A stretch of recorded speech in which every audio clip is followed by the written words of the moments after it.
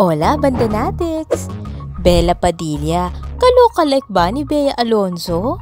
Naloka ang mga netizens dahil sa komento ng isang follower ni Bella Padilla sa Instagram nang mapagkamalan nito na siya, si Bea Alonzo. Nag-post kasi ang aktres na si Bella Padilla ng isang sweet anniversary message para sa kanyang Swiss-Italian boyfriend.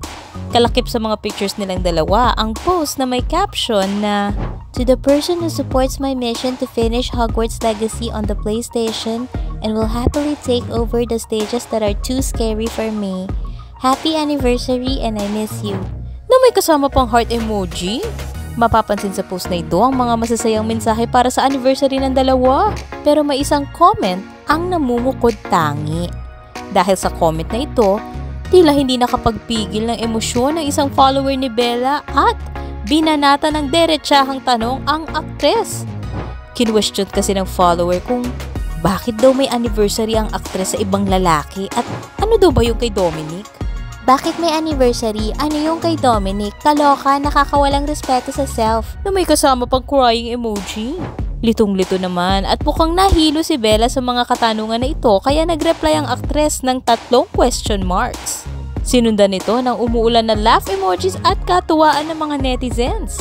Kalurky daw ang comment na nawaw mali habang ang iba naman ay nagtatanong kung nakainom daw ba ng alak at lasing si ate. Pinagsabihan na rin ang nag-comment na si Bella Padilla ang nag-post at hindi ang kapuso actress na si Bea Alonzo.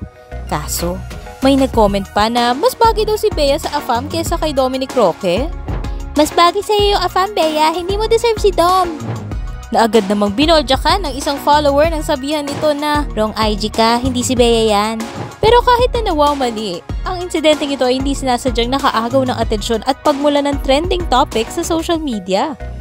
Nabigyan din ng pagkakataon na ipaalam sa publiko na may jowa na pala si Bella Padilla at nag-celebrate na sila ng kanilang 4th year anniversary. Nakilala ni Bella ang boyfriend na si Norman Benbey noong magpunta ang aktres sa Zurich, Switzerland para mag-shoot ng pelikula year 2017. Matapos ng 3 taon na naging magkaibigan ng dalawa ay nag-level up ang status ng kanilang relasyon at naging magjowa year 2020. Si Norman Bey ay madalas na hinahalintulad o napapagsabihan na kaluka-like daw ng English singer at dating miyembro ng One Direction na si Harry Styles. Habang si Bella naman, kaluka-like daw ni Bea Alonzo ayon sa mga netizens. Ano sa palagay nyo? Magkaluka-like ba si Bella Padilla at pati si Bea Alonzo para malito ang isang netizen? Anong masasabi nyo rito, Abantinatics? I-comment mo na yan and don't forget to follow, like, and subscribe for more updates!